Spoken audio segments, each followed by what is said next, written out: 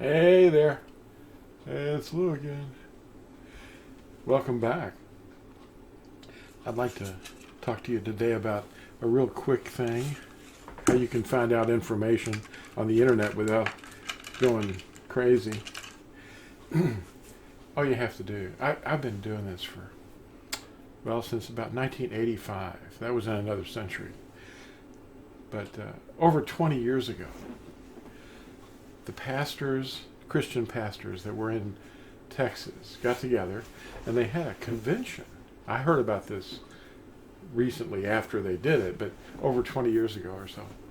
And they had a convention to see what they were going to do about this book, the first edition that I put out of Fossilized Customs. Fossilized Customs, I'll show you a copy of this. This is the 12th edition. It's getting thicker and thicker, but I think this is my last edition. I don't know. But anyway, this is the cover, and it's in the 12th edition, and you can get it at Amazon on sale probably. Maybe get free shipping if you have the Amazon deals going. Anyway, in this book, it's talking about the beast and the origin, the pagan origins of many popular customs, and the things that we live by in the world, and the whole economy of the world is driven by idolatry. And they don't even know. Here's page 1. I look like I had a little bit darker hair then. Anyway, the contents on this thing are unbelievably dense. And you can go through here and see how they invented your world from history. These are things you need to know. And it's changed a lot of lives, but you can't use this information as a weapon. You have to be kind. Use this with Yahushua's spirit. Information is just information. It shows you a lot of things. But if you want to learn how to get research real quick, I'm going to show you a little trick. For at least 20 years, I've been putting the website together called fossilizedcustoms.com. And that website is enormous. I have no idea. There's hundreds of pages of research. And they're not lies. They're not my interpretation. They're looking at it from Yahuwah's point of view. But these pastors in the first edition of this book, I may have one somewhere, but the first edition of this book, I was so inexperienced with book printers that I didn't even have page numbers. It's the only edition that doesn't have page numbers. It's not nearly this thick, but it was, over 100 pages. But anyway, these pastors got together and they had a pastors' convention to see what they were going to do about this book. And that fellow named Lou White that wrote it. I'm just a dude. I'm not threatening people. I'm just exposing errors, because Ephesians talks about us exposing the lies and the harlotry. If you're looking for if you can sum up what you're looking for in one word, like for example, if you wanted to look for the origin of the word cross, or EASTER, or birthday, if you want to find out about those things, all you have to do is put a space between 3 words. Put the words in your browser, fossilized, and then a space, and then customs, and then follow it by the word that you're wanting to know about. Like, for example, rosaries, or prayer beads, or whatever you want to look up. It's probably on a page that I've done research, and you can find out what I discovered, and you can go and see what else there is. But I'm just saying, it's really amazing how easy it is. In fact, if somebody calls me on the phone and they say, "Hey Lou, have you ever studied this topic, birthday, or Nimrod, or put it in anything like that, God, where's that come from?" The words, and the ideas, the leaven that people are stuffed into their heads by their teachers. Valentine's Day, it's coming up. You can just put that in there. Fossilized Customs, Valentine's Day. And I've done research on it, and you can look at the history of it from the Greeks and the Romans, and a lot of it goes back all the way to, Babel. So all these fertility festivals and paganism and idolatry that the world just thinks is lovely is the fossilization of paganism and transformed into Christianity. That's what they do. Christianity doesn't observe anything Yahusha lived by, but they do live by all the things that they were told not to live by. But they don't think of them that way. They've been camouflaged.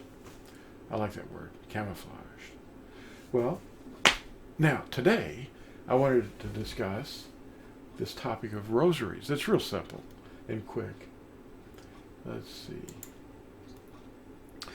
Rosaries are actually prayer beads or repetitive prayers, and they're originally a Hindu item. And it's not only something came along the Silk Road. The Silk Road trade route out of India, when it went into China and went into the Middle East. Around 200 BCE, the boundaries of the kingdom of India had reached the Middle East. It actually spread to Arabia. That's how large India was at that time. And the trade route that brought silk and incense and all this really neat little lanterns and things, they brought that along the Silk Road trade route out of India, but along with it they brought all this Hinduism. You don't recognize it though, because it's transformed into something else. Well, holy water.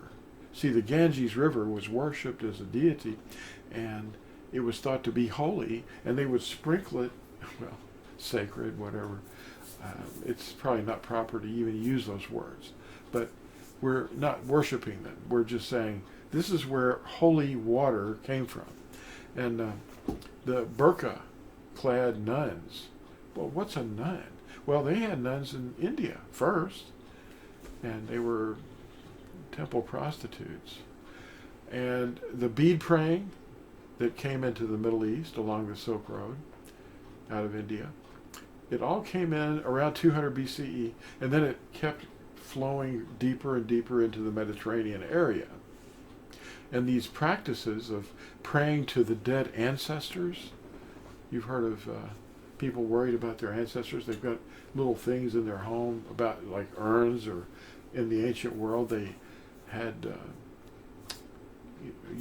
things that were in the house that reminded them, or they were in fact relics from the bodies of their dead ancestors.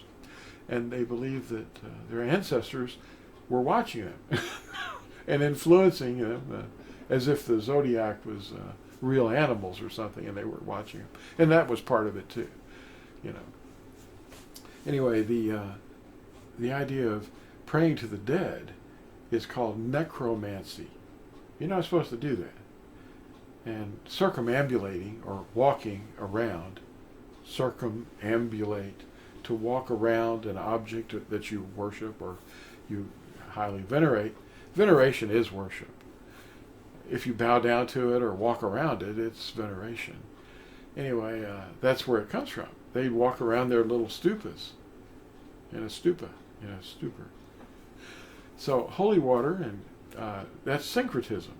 Domed buildings, stupas and steeples, bowing to images, lighting candles for the prayers to rise to the host of heaven. The Hindu temples have all these candles in there, and Catholic circus buildings. I remember this from being an altar boy, and they had all these candle racks, and where did that come from? Row after row after row of candle, and it was all about praying. And they had a little coin box, prayers to the dead. People throw coins into pools as prayers to the spirits, whatever it is, the object, the water, the fire, whatever it is. And they do it to tombs.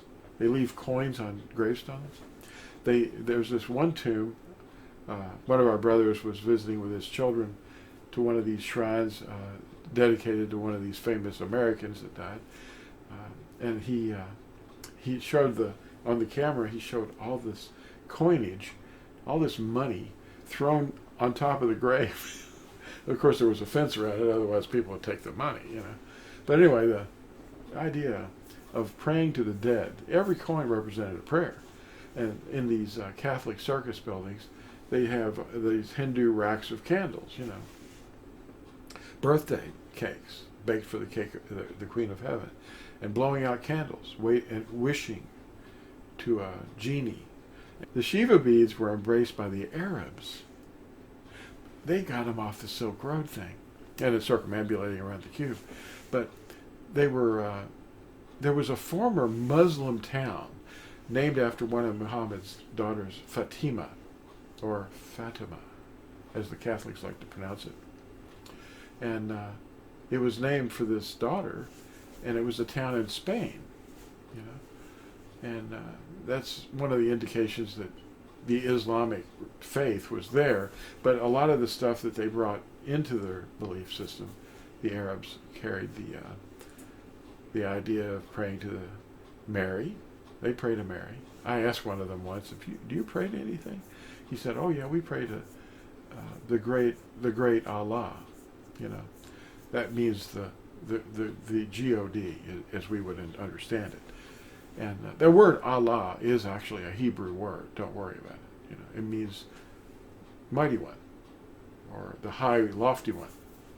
They didn't use his name. They know that's not his name. But anyway, this fellow said, I said, are you sure you don't pray to anybody else? Do you pray? What about Yahusha's mother? Oh, yes, we do pray to her. Yes. Well, they got that from, of course, the Catholics that introduced the whole idea to them. But they embrace all this syncretism. The Catholics are loaded with all this Hinduism, and they don't know it. They've got just all this, we would call it praying to the dead, of course, with repetitive prayers. They've got prayer wheels in India. I mean, they've got wheels they spin, and repeated prayers. Well, Yahusha referred to the repetitive prayers. Don't be like the heathen with their many words and their repetitive prayers. Pre-recorded prayers. That's not honest and from the heart. When you talk to Yahusha, just talk to him. He loves that. In all of our flaws. That we're just people. And the longer you spend, the more time you spend with him, the more precious it will be to him and you. Well, the name of our Creator is Yahuwah. And this name was forbidden to be called on by a papal bull. And that means a written order that he sent to the bishops, the elders of his circus. And that you can't pronounce the name, but any name based upon the Tetragrammaton, the 4 Hebrew letters.